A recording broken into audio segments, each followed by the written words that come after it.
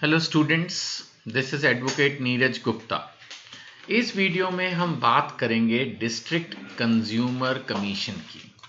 हमने पिछली कई वीडियोस में कंटिन्यूसली ये पॉइंट उठाया है कि जब कंज्यूमर राइट्स को प्रोटेक्ट करने की बात आती है, उन राइट्स को एनफोर्स करने की बात आती है, तो consumer complaint is basically the first process. अब आप कहाँ जाएंगे? तो आप जाएंगे डिस्ट्रिक्ट कंज्यूमर कमीशन, इसको डिस्ट्रिक्ट फोरम भी बोलते हैं। ये नॉर्मल कोर्ट से अलग होता है, कम से कम ये मेरा प्रैक्टिकल एक्सपीरियंस है। जैसे मैं दिल्ली में हूँ तो यहाँ पर डिस्ट्रिक्ट कोर्ट अलग होते हैं और कंज्यूमर कोर्ट कह लो वो अलग होता है। ये जो डिस्ट्रिक्ट कंज्यूमर कमीशन 1 करोड़ तक का मैटर अगर है तो यानी समझ लो प्रैक्टिकली, अनलेस की बहुत ही बड़ी कोई चीज़ हो। गाड़ियाँ भी इंडिया में बहुत कम है जो 1 करोड़ से ऊपर हो, मोबाइल्स तो, और या कोई भी चीज़ कंज्यूमर की बात कर रहे हैं हम ये डिस्कस कर चुके हैं कि कंज्यूमर कमर्शियल बाइंग नहीं कर रहा है। सेल्फ अर्निंग के लिए कोई गाड़ी ले ली, मशीन ले ली, तो वो भी 1 करोड़ की थोड़ी होती है। तो इसका मतलब प्रैक्टिकली सबको कंप्लेंट लेके कहाँ जाना होता है? District consumer commission. जब नाम ही डिस्ट्रिक्ट का है तो इसका मतलब हर डिस्ट्रिक्ट में ये एक ऑफिस या एक कॉजी जुडिशियल कोर्ट खोल रखी है। कॉजी जुडिशियल कोर्ट का क्या मतलब है? वो प्रॉपर ऑफिशियल कोर्ट नहीं है। डिस्ट्रिक्ट कोर्ट एक अलग होता है जहां पर सेशंस कोर्ट भी होते हैं, क्रिमिनल केसेस, मर्डर, रेप्स वगैरह भी डिस्कस होते हैं, थेफ्ट, रॉबरी वगैरह, और फैमिली कोर्ट होता है, प्रॉपर्टी से रिलेटेड विवाद होते हैं, चेक बाउंस रिकवरी केसेस होते हैं, वो सब तो डिस्ट्रिक्ट कोर्ट में होते हैं। ये कंज्यूमर का एक अलग ही बना दिया जो कोर्ट के स्टाइल में बिहेव करता है, लेकिन इसको थोड़ा लेस एक्सपेंसिव, स्पीडी और लेस फॉर्मल रखा जाता है। अब हम बात करते हैं कंज्यूमर डिस्प्यूट क्या क्या हो सकते हैं। हम पहले भी बात कर चुके हैं, unfair trade practice, defect in goods, defect in services, over charging, hazardous goods. इन सब केसेस में आप मैन्युफैक्चरर या ट्रेडर, सर्विस प्रोवाइडर के अगेंस्ट कंप्लेंट फाइल कर सकते हैं। 3 टियर सिस्टम में पहले भी बताया है, डिस्ट्रिक्ट, स्टेट और नेशनल।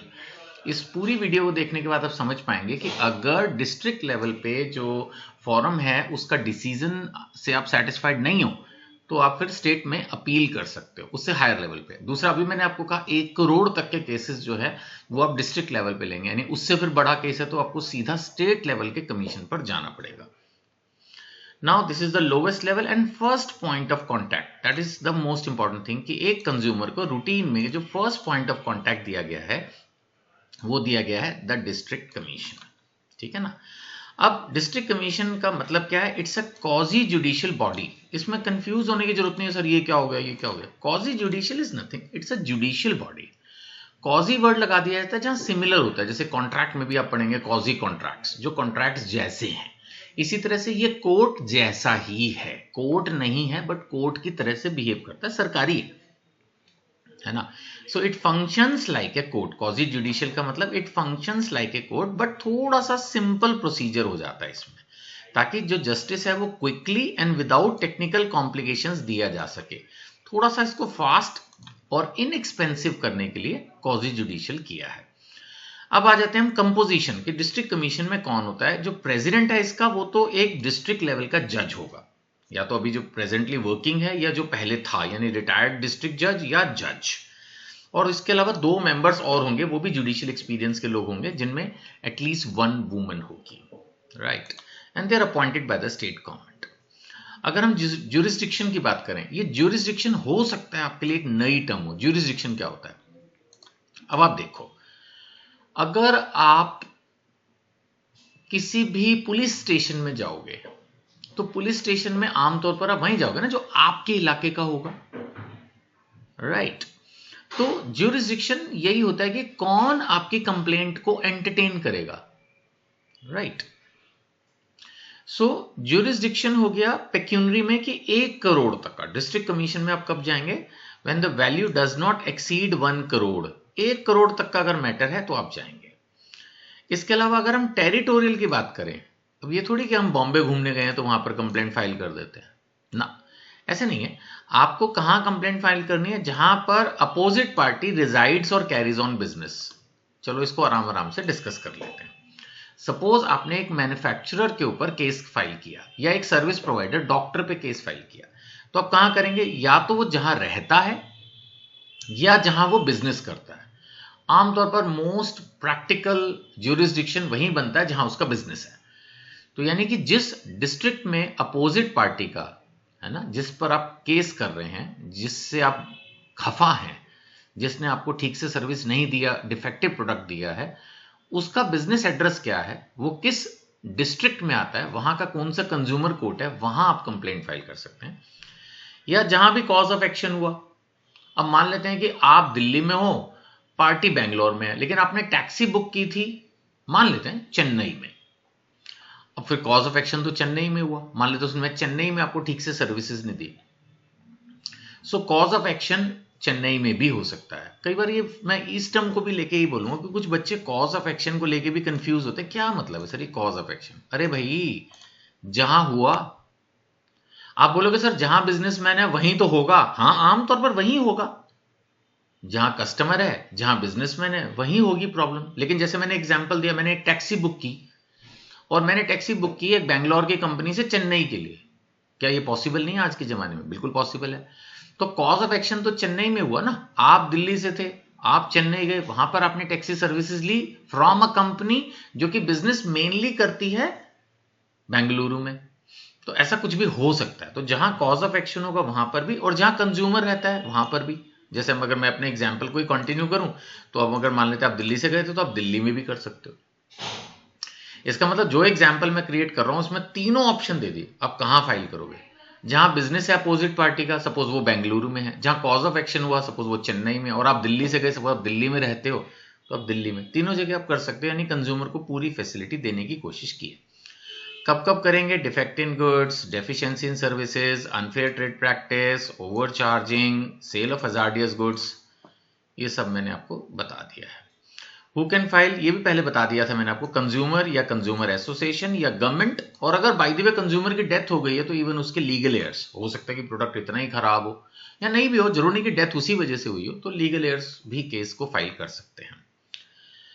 जहां तक सवाल है प्रोसीजर का, तो आप या तो राइटिंग में कीजिए, फिजिकल फाइल लगाइए या ऑनलाइन लगाइए, और without a lawyer. Without a lawyer का मतलब आप कंफ्यूज ना हों, एक्चुअली इसका मतलब है कि आप कंज्यूमर केस फाइल करने के लिए लॉयर कंपल्सरी नहीं है, लेकिन आप अगर एडवोकेट के साथ करना चाहते हैं तो एडवोकेट हायर कर सकते हैं। ऐसा नहीं कि आपको एडवोकेट लगाना ही नहीं है, दोनों ऑप्शन अवेलेबल है।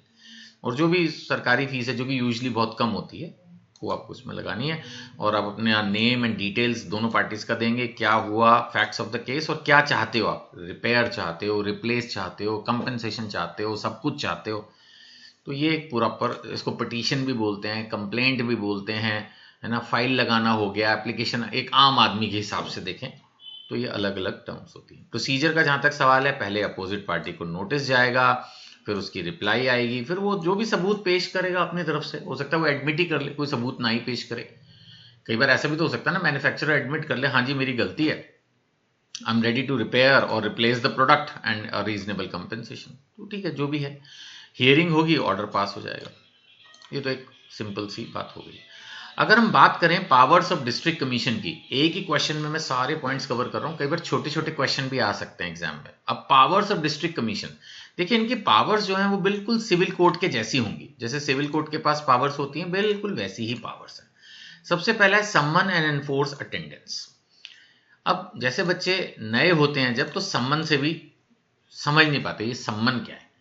देखो जैसे अगर मुझे मैं एक एज ए एडवोकेट अगर किसी भी पार्टी को अपनी बात कन्वे करूंगा और उसको मिलने के लिए बुलाऊंगा, मीटिंग के लिए बात करूंगा, तो मैं जो भेजूंगा वो लीगल नोटिस होगा, क्योंकि मैं एक एडवोकेट हूं। लेकिन जब मेरी कंप्लेंट कोर्ट में लग जाती है और कोर्ट उस पार्टी को बुलाकर बात करने की कोशिश करती है, तो उसको सम्मन बोलते हैं। यानी जब कोर्ट से लेटर जाता है तो उसको सम्मन बोलते हैं, और उसको ये बोला जाता है कि इस पर्टिकुलर एड्रेस पर इस तारीख को इतने बजे आओ, और आपके पास जो भी एविडेंस है उसको भी लाओ। इसलिए वो जो भी सबूत लाता है उसको फिर रिसीव किया जाता है। फिर इशुइंग कमीशंस, ये टर्म भी बहुत कंफ्यूज कर सकती है स्टूडेंट्स को। ये इशुइंग कमीशंस का क्या मतलब होता है? इशुइंग कमीशंस का मतलब हो गया कि जो भी कोर्ट है वो ऑर्डर करेगी सबऑर्डिनेट अथॉरिटीज को, वो सबऑर्डिनेट अथॉरिटीज को ऑर्डर करेगी क्या, कि प्रोब द मैटर, यानी कि इन्वेस्टिगेट कीजिए। बेसिकली इसके अंदर it is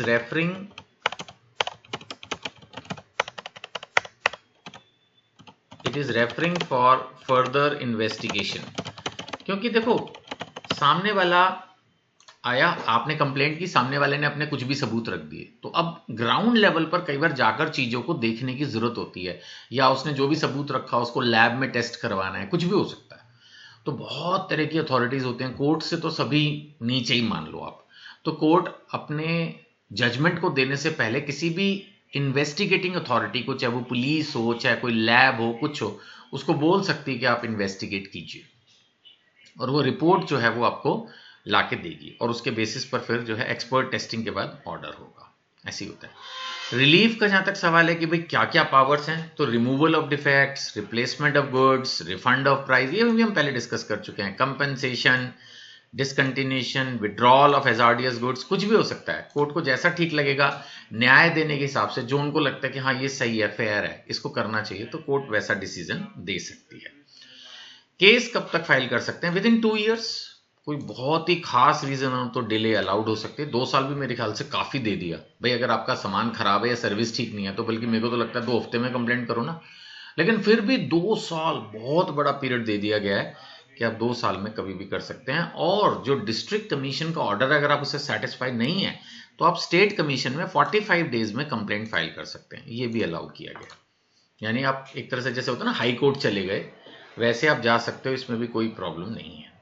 फिर कुछ इंपॉर्टेंट केस लॉज मैंने दे दिए हैं, ज़्यादातर मैंने पहले ही पढ़ा रखे हैं। Lucknow development authority, Indian medical association, ये सब पहले। ये फिर भी नया स्प्रिंग मेडोज, इसमें भी सिर्फ इतना ही था, मेडिकल नेग्लिजेंस के लिए कंपेंसेशन जो है वो अलाउ किया, तो स्प्रिंग मेडोज हॉस्पिटल अगर आप याद रख सकें।